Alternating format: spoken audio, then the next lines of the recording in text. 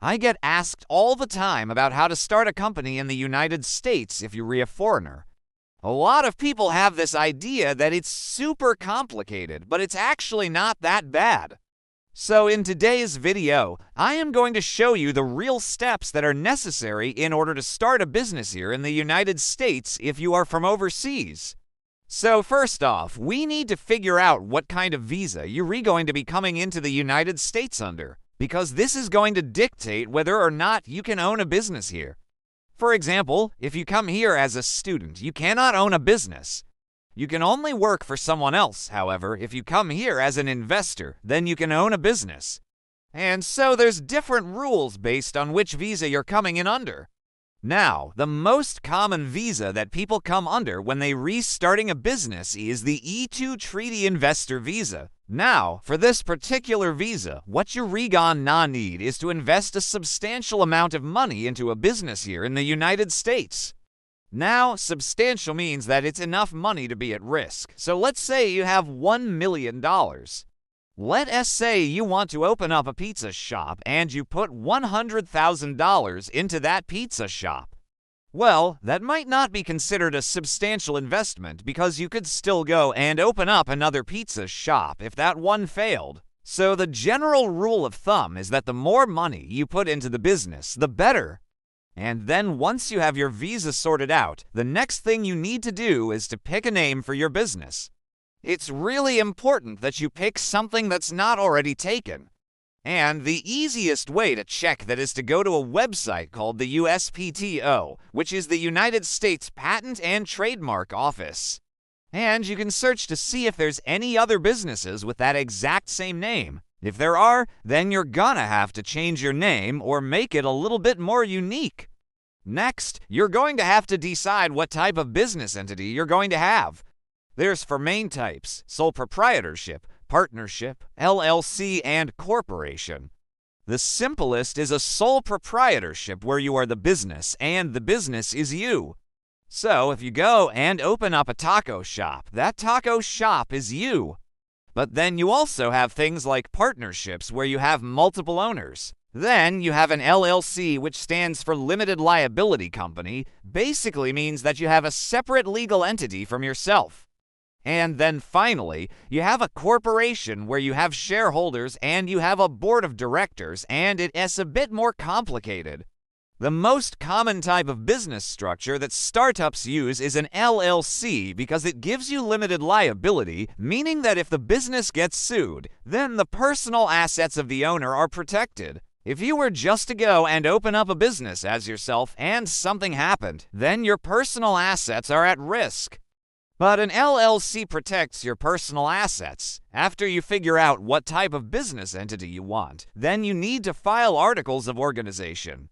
This is essentially a document that says, this is my business name, this is what I'm going to be doing, and this is my business structure. Then you're going to need to file this document with the state. Each state has their own fee. I think it's like $50 here in Delaware, but you'll have to look up the state that you're filing in. Next, you're going to have to get an EIN, which stands for Employer Identification Number. This is essentially the social security number of your business. You can go to the IRS website and apply for it. Then you're going to have to open a bank account for your business. You can go to a local bank and do this. Most banks will require you to have a U.S. address, so you may need to get a virtual mail service if you do and have a physical address here. After that, you should get some accounting software so that you can track your income and expenses. I recommend using something like QuickBooks or Xero. Then you're going to have to comply with whatever industry-specific requirements there are.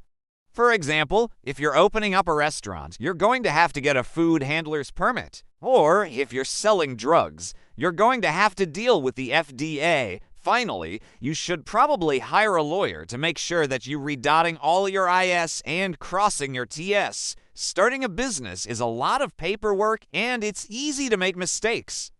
Hiring a lawyer is going to be the best way to make sure that everything is done properly.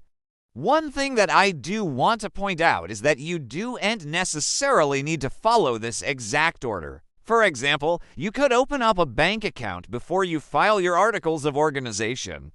It really depends on the type of business that you're reopening and the jurisdiction that you're reopening it in. These are just the general steps. Now, I do want to point out that each state has their own requirements. So if you're opening up a business in California, then there's going to be different rules than if you were opening up a business in Delaware. I personally live in Delaware, so that's why I'm using Delaware as an example.